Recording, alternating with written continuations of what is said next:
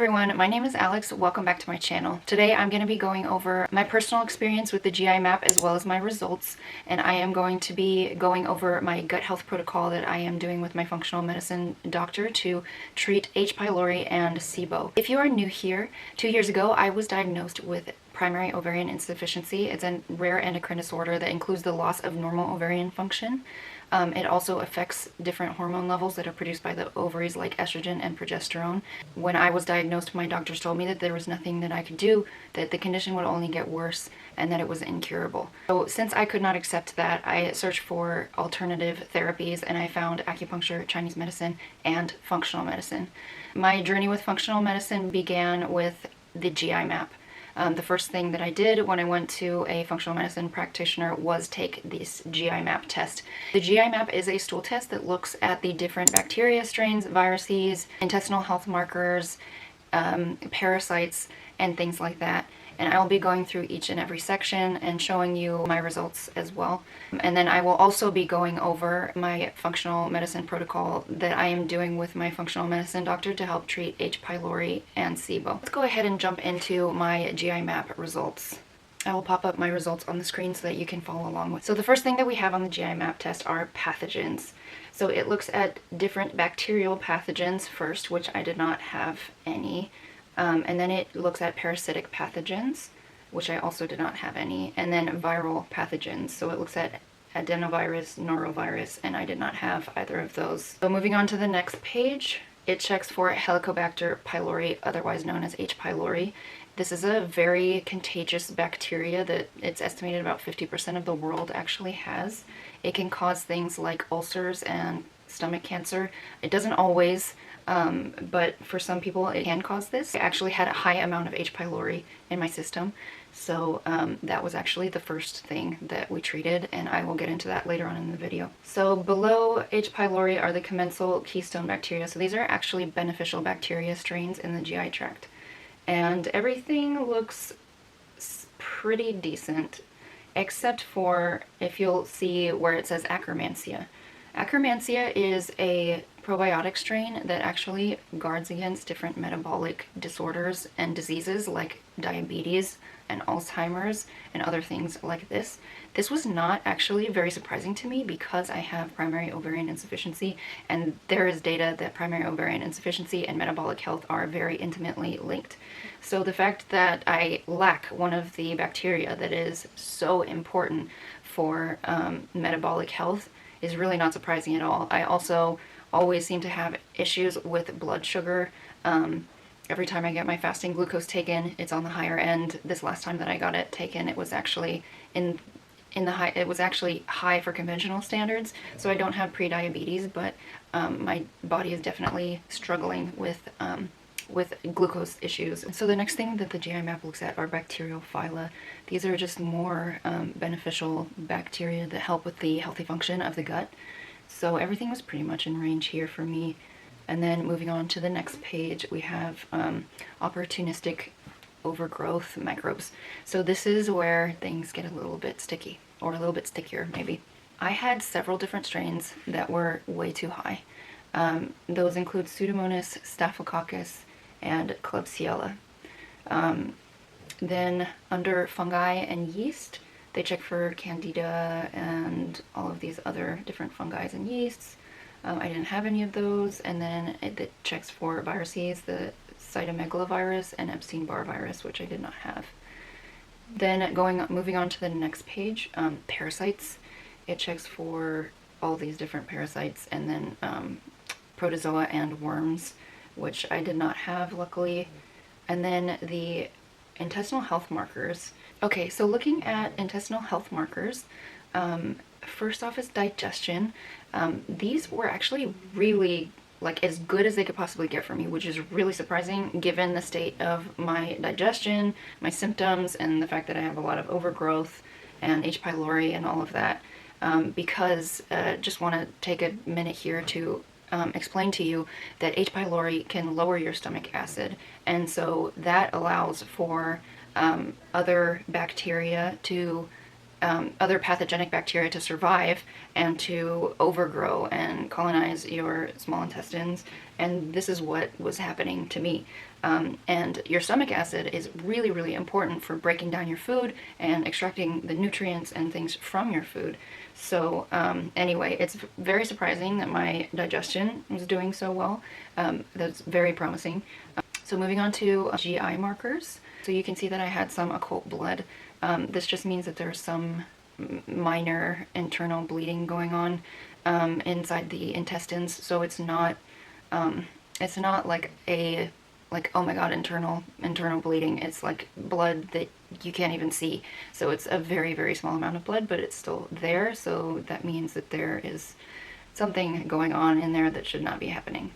And then below the GI markers are immune response. So as you can see, my secretory IgA is very low, or was very low when I had this done.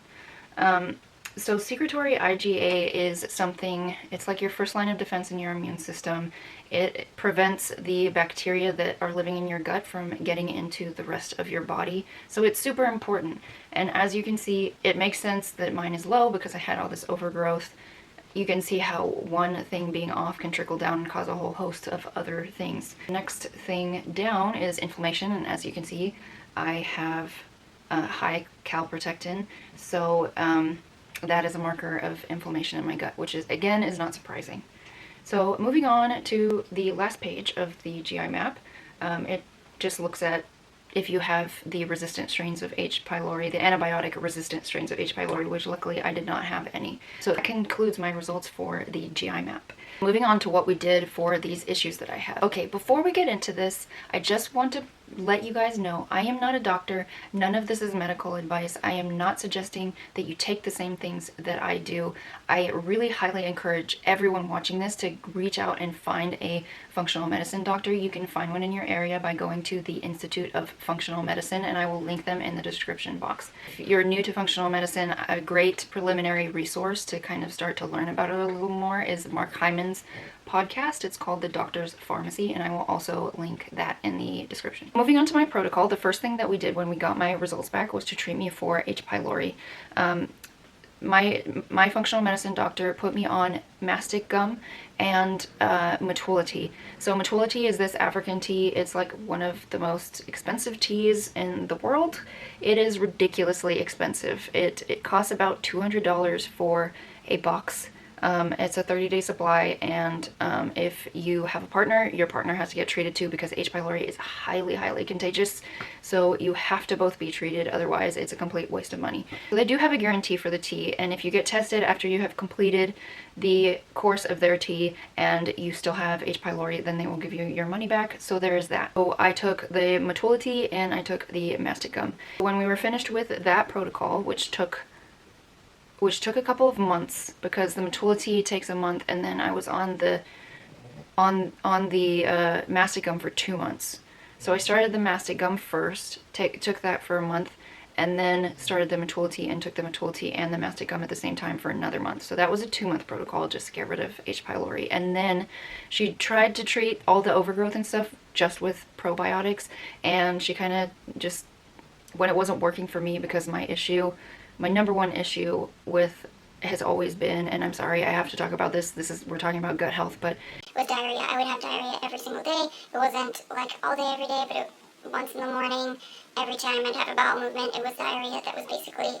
And the probiotics were just making it much worse, and so she kind of just like didn't know what to do, so I had to go and find another functional medicine doctor. So when I started with this new functional medicine doctor, I presented them with my GI map results and told them the protocol that I had been on with my last functional medicine doctor to treat the H. pylori, and they were content with that protocol and wanted to move on to go ahead and treat the overgrowth of bad bacteria. So they put me on a gut cleanse protocol that was 2 phases, 2 months for each phase.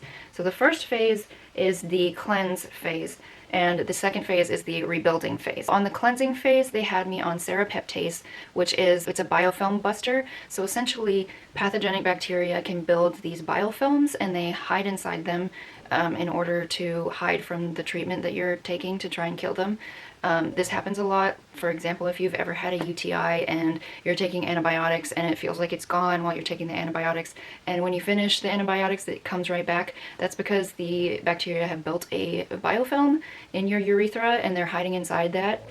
while you're taking the antibiotics, and then once you finish taking them, they come back out and wreak havoc again. Serapeptase also does a lot of other things, but one of the things that it does is to break up these biofilms. So I was taking that, and then I was taking another thing. It's a blend of different herbs, and this is my functional medicine doctor has their own line of supplements. I will just read you the ingredients in this blend. So this herbal blend has biotin, caprylic acid, black walnut, powder argo, and oregano oil. These are all really great ingredients that combat pathogenic bacteria, oregano oil especially. You can look up on PubMed, there are tons of studies with oregano oil and against pathogenic bacteria in the gut, in the urethra. It's really amazing. And then I was taking another blend, and this one was a berberine blend. So the ingredients in this one: berberine HCI, bitter melon fruit, and banaba leaf extract. And that was it. That was everything that I was taking for the phase 1. Phase 1 was really super brutal, to be honest. I felt awful. I felt really, really awful. There's something called a Herxheimer reaction, and this is where you start feeling worse before you start feeling better. You can have things like fever, chills, diarrhea, nausea, vomiting. I personally felt nauseous like all the time, and my diarrhea got worse. So, and I felt really, really bad for like the first month. And then after the first month, I started to really turn a corner and start to feel better, even though I was still having diarrhea, even up until the very end of phase 1. I went back to my functional medicine doctor for a follow-up after I finished phase 1 before starting phase 2 and let them know that I was still having issues. And they said, well, just wait, we're going to start phase 2. It usually resolves with that. And let me tell you, when I started phase 2, I felt 100,000 times better. It was unreal how much better I felt. So I'm just going to go ahead and jump into all the things that I am taking for the rebuild phase. So the first thing that I'm taking is a blend of different enzymes. So every time I eat, I'm taking these digestive enzymes to help my stomach and system break down the foods that I'm eating.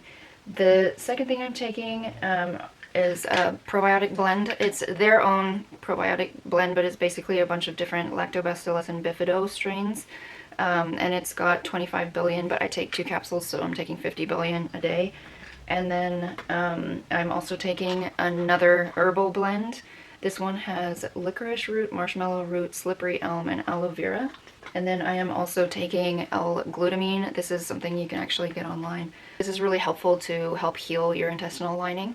So that's another thing I'm taking. And then the last thing I'm taking is BPC 157. BPC 157 is a bit of a controversial topic in medicine, in the scientific community. It is a peptide that has been shown to be super beneficial for healing human tissue, especially in the digestive tract. But again, there is a lot of controversy surrounding it, so just be aware of that. And then the last thing that I'm taking, and I decided to take this on my own, is Akkermansia, because as we already discussed, my Akkermansia was very, very low.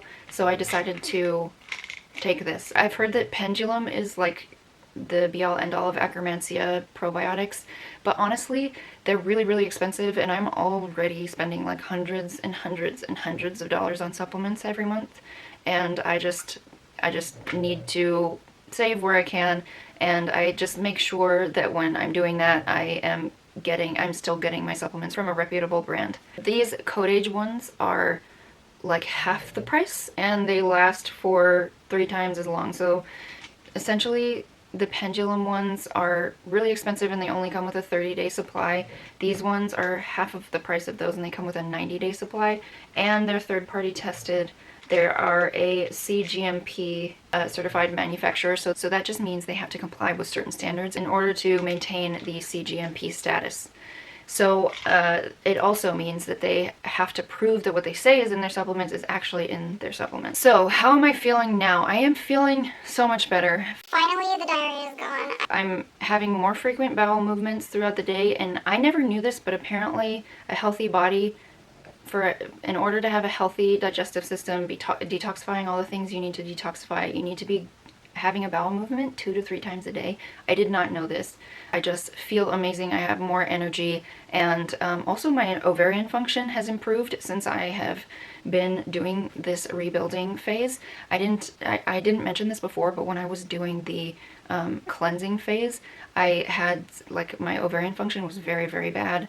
I yeah, it was in 2 months. I think so in a little over 2 months, I think I ovulated once instead of the 3 times that I should have. As soon as I started the rebuilding phase, I ovulated. I have been feeling so good, and I'm not even a month into this protocol yet, and I'm already feeling amazing, so I can only imagine how I'm gonna feel after 2 months of this. That is it, guys. I hope that I have covered everything, and I hope that this has been helpful. If you have any questions at all, please drop them in the comments, and I will do my best to reply to all of them. Thank you guys so much for watching. If you aren't subscribed, please subscribe.